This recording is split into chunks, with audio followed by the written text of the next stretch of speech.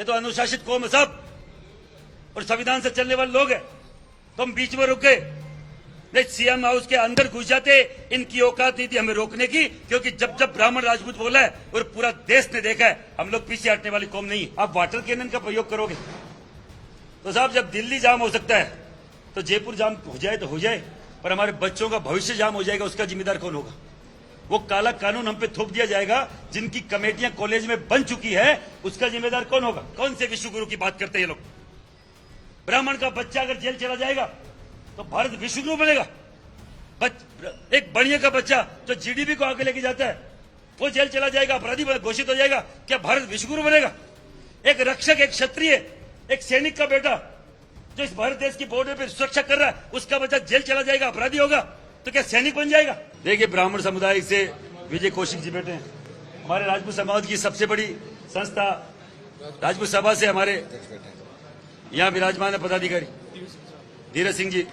आप हमारे जयपुर के ग्रामीण के जिलाध्यक्ष हैं और अलग अलग संगठनों के लोग यहाँ विराजमान हैं।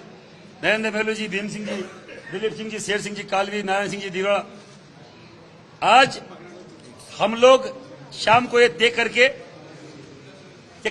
7 दिन में जयपुर बंद करना है या सीएम हाउस घेरना है, हम लोग तय करेंगे। ये अविलंब जितना कर दे, जितना ये लेट करेंगे ये इनके लिए दुखदायी होगा, हमारे लिए नहीं होगा। हम जो 24 दिन से चल के आ सकते हैं तो 24 दिन और या पैदल यात्रा चाहे गांव गांव घर घर गली गली करना पड़े, हम बकायदा इनको जवाब देंगे। और बकायदा सीएम हाउस घेरना तो सीएम हाउस, राजस्थान बंद करना राजस्थान बंद, या जयपुर बंद करना, इसकी बकायदा हम लोग अनाउंसमेंट करेंगे, इसका निर्णय लिया जाएगा।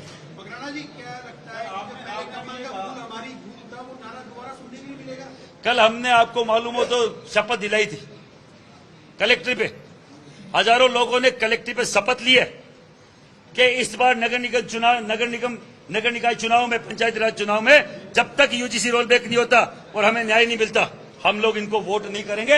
हमारे ग्रामीण परिवेश से आए हुए लोग थे ज्यादातर, और गांव के रहने वाले लोग हैं, वो दिखाएंगे बकायदा हमारी ताकत क्या है।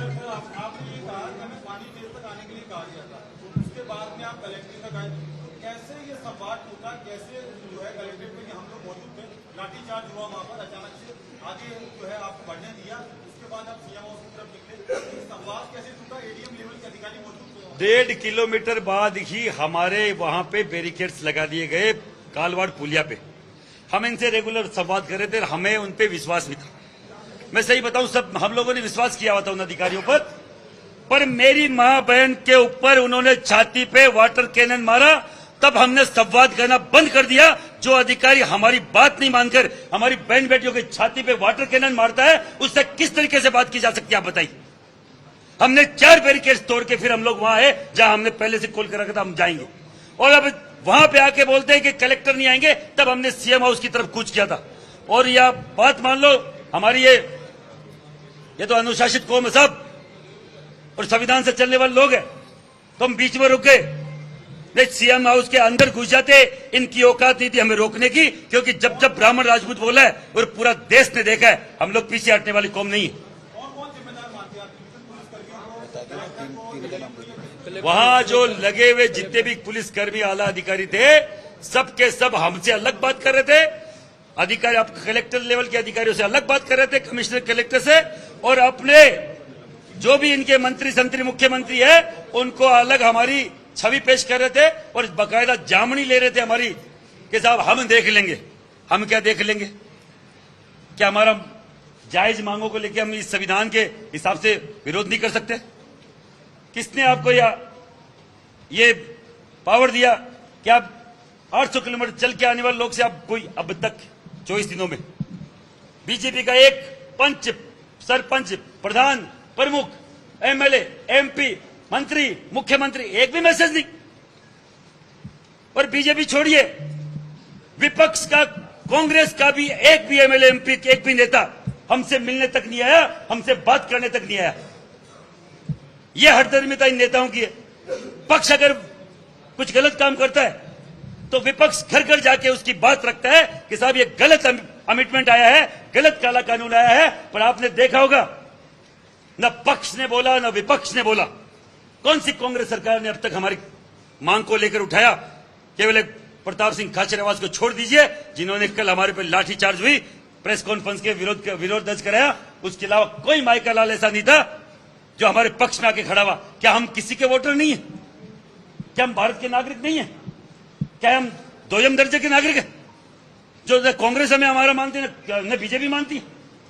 और क्या विपक्ष का ये हिस्सेदार, ये जिम्मेदारी नहीं होती कि जब गलत कोई पक्ष कर रहा है, आप SC ST, आप माइनॉरिटी के लिए आपके पास 1 मिनट में टाइम आ जाता है।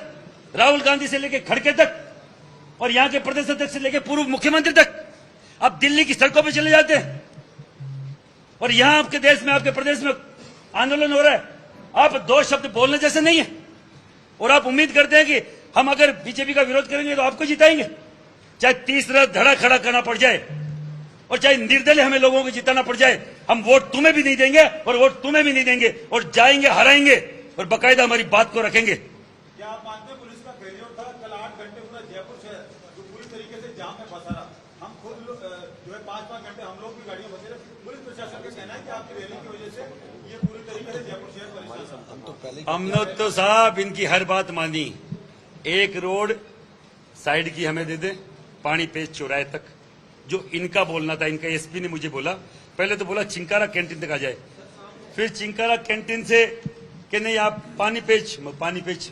हमारे लोगों ने मना किया कि 800 किलोमीटर की यात्रा करके हम क्यों कॉम्प्रोमाइज करें। मैंने कहा अगर यातायात जो अगर बाधित होता है जयपुर का, तो उसमें भी हमारे भाई बहन ही कहीं ना कहीं प्रभावित होंगे, वो परेशान होंगे। तो जो पुलिस बोलती है, यातायात पुलिस बोल रही है, तो हमें मान लेना चाहिए।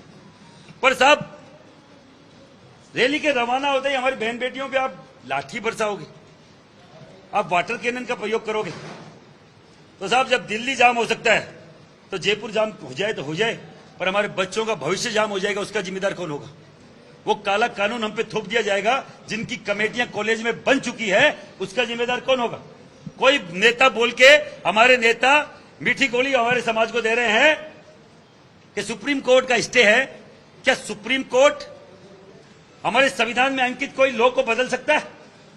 वो केवल उसको रेगुलाइज कर सकता है, उसकी पालना करवा सकता है supreme court, high court, lower court, जो भी सेशन कोर्ट। कभी भी संविधान में अंकित चीज को बदलने के लिए अमेंडमेंट संसद में ही लाना पड़ता है। वो बिल संसद में ही पेश होता है और वहीं पे वापस बैक होता है। तो हम रोल बैक की बात कर रहे हैं उन्हें पागल सरफरे MPs के लिए, जिन्होंने हमारे बच्चों के डेथ सर्टिफिकेट पे साइन किया है, मृत्यु प्रमाण पत्र पे साइन किया है। कतई हम लोग स्वीकार नहीं करेंगे, चाहे कोई माइकल लाल आ जाए, ऐसी 50 सरकार आए और जाए। ये देश और देश का बच्चा रहना चाहिए और इस देश का बच्चा जो इस भारत का भविष्य है वो रहना चाहिए। कौन से विश्व गुरु की बात करते हैं ये लोग? ब्राह्मण का बच्चा अगर जेल चला जाएगा तो भारत विश्व गुरु बनेगा? एक बढ़िया का बच्चा जो GDP को आगे लेके जाता है वो जेल चला जाएगा, अपराधी घोषित हो जाएगा, क्या भारत विश्व गुरु बनेगा? एक रक्षक, एक क्षत्रिय, एक सैनिक का बेटा जो इस भारत देश की बॉर्डर पर सुरक्षा कर रहा है, उसका बच्चा जेल चला जाएगा, अपराधी होगा, तो क्या सैनिक बन जाएगा?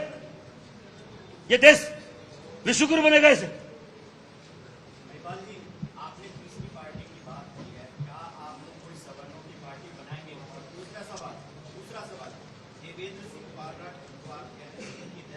देवराज सिंह पलाड़ा, चूंकि नाम देवेंद्र सिंह कई जगह पे देवराज सिंह पलाड़ा। देवराज सिंह वहाँ इस जगह पे उनकी डेथ भी कैसे डेथ हुई है? क्या पुलिस की लाठी से हुई या वाटर कैनन से हुई? वाटर कैनन के प्रहार से उसकी छाती में दर्द हुआ। वहां जो विरोध प्रदर्शन जहां से हम लोग रैली लेके आ रहे थे, कालवाड़ रोड बाईपास पे, वहां पुलिया पे नीचे वाटर कैनन का प्रहार उसकी सीधी छाती पर हुआ। घर पे जाके उसने बताया, उसके भाई से भी मेरी बात हुई, आज दाह संस्कार भी हो गया उसका। तो उन्होंने बताया कि उसके बाद उसके रेगुलर उसके चेस्ट में पेन चल रहा था। नजदीकी कोई अंबे हॉस्पिटल है, वहां उनको एडमिट कराया गया। उनके जब हाथ से बाहर बात गई तो उन्होंने SMS शिफ्ट किया, बीच में उसको अटैक आया, वो एक्सपायर हो गया। वो केवल और केवल पुलिस की इससे हठधर्मिता से, इससे बर्बरतापूर्वक कार्रवाई से हुआ है। सरकार जल्द से जल्द उनको निलंबित करे, उसे अधिकारियों को जिन्होंने वाटर कैनन चलाने का हमारी महिलाओं पे, और उसे एक बच्चे की आपने बलि ले ली, जो हमारे मूल OBC का बच्चा था, हमें समर्थन करने आया था।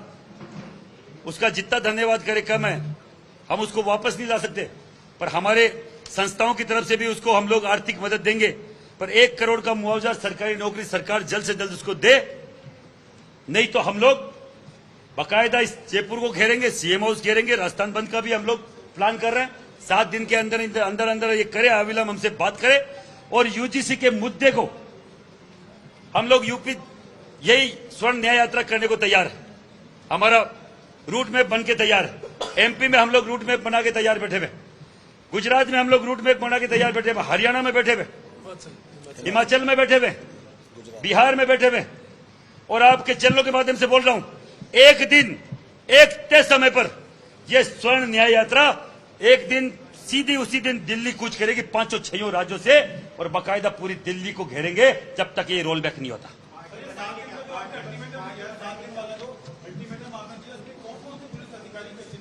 अरे बता दीजिए, 3 बीएल मीणा बोलो। ये additional SP Bajrang Singh, DYSP BL Meena, Guru Bhupendra Singh असच्चो और उनके साथ जो भी वहां और जो हमें नाम मालूम चले वो 3 नाम है।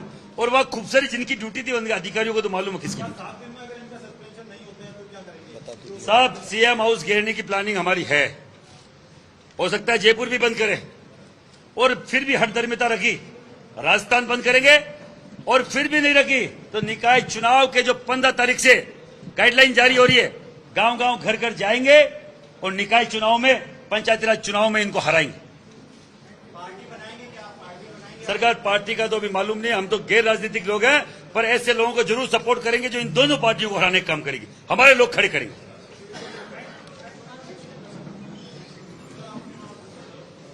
स्वर्ण एकता जिंदाबाद, जिंदाबाद जिंदाबाद, स्वर्ण एकता जिंदाबाद, जिंदाबाद जिंदाबाद। वंदे वंदे। विजय कौशिक जी हमारे। देखो, मैं तो आप सब लोगों से एक ही निवेदन करना चाहूंगा, आप पूरी यात्रा को पिछले और प्रशासन को भुगतना पड़ेगा। महिपाल जी ने जैसा कहा है कि अगर 7 दिन के अंदर अगर सरकार वार्ता किसी भी तरह की नहीं करती है तो निश्चित रूप से जयपुर बंद किया जाएगा, और फिर भी अगर नहीं होता है तो नगर पालिका, नगर निगम और पंचायत चुनाव के अंदर सरकार को मुंह की खानी पड़ेगी।